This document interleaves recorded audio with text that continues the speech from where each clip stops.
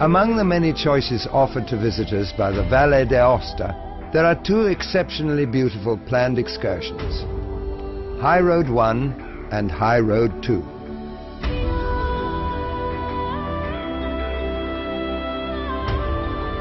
These two itineraries include 5 giants of the Alpine range: Mont Blanc, Monte Cervino, Monte Rosa, the Gran Paradiso and the Gran Combin. The Tour des Géants, the Giants Tour, developed from the idea of joining 2 separate tracks to form a ring that allows hikers to follow the entire perimeter of the regional territory. The tour has no obligatory stopping points, but gives the athletes the freedom to rest at whichever spot they choose, when they feel like it.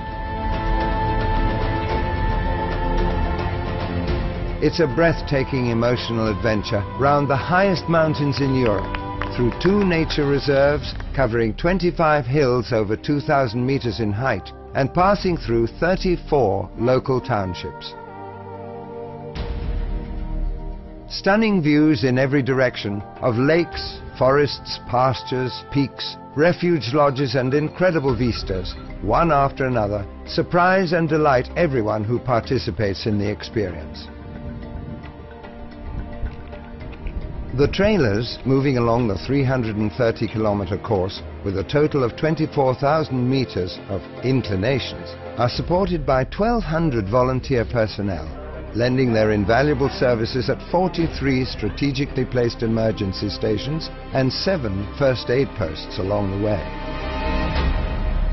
The pre-race formalities include the distribution of identification numbers and bracelets with microchips, which are clocked at checkpoints along the way. Backpacks containing changes of clothing follow each contestant to the 7 way stations. A plate of pasta enjoyed together at the technical briefing the night before sets the tone of the following day's event. 10 a.m. on the great day. In the central square of Courmayeur, at the foot of Mont Blanc, the athletes readied themselves for the challenge. The trailers of the Tour des Géants race include athletes from 16 different countries.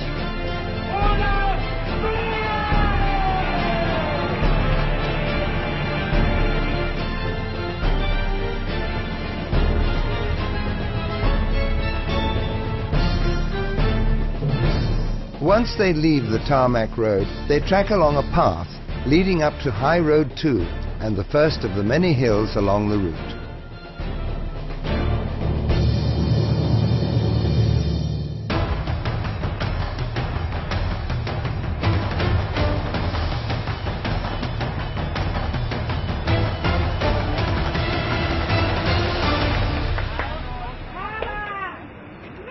When they reach Champorcher, the last ascending path of High Road 2 takes them to the central valley. The trailers pass through the villages of Ans, Bar and Donas, where they rest at the way station, which is the halfway point. This is where High Road 1 begins. It's a tough climb even for those athletes who have the strength to continue. A good 53 kilometers with maximum levels of 4,500 meters separates Donas from Gressoney-Saint-Jean, where they can rest and refresh themselves again.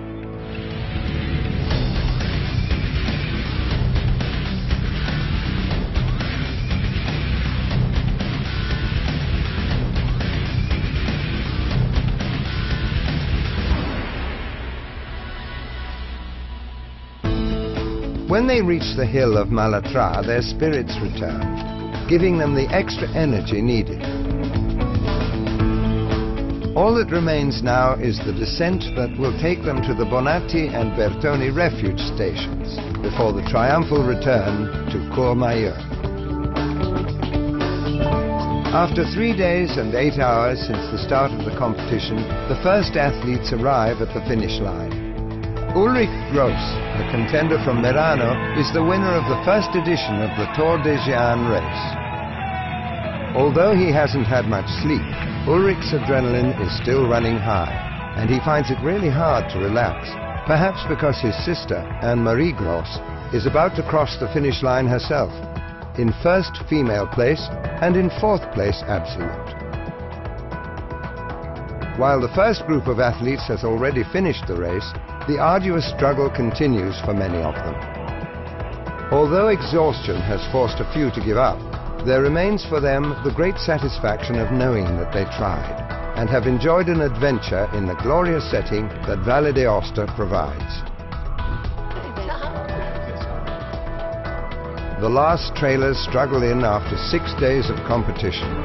Their race finally ends as the crowd closes in warmly around them. To complete the course is a victory in itself.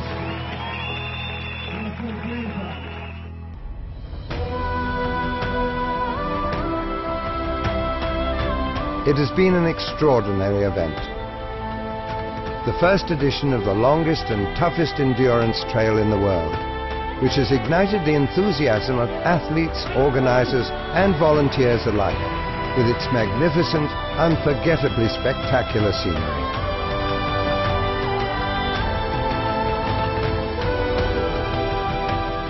The participants are all anxious to try again in the next edition, hoping to improve their performances.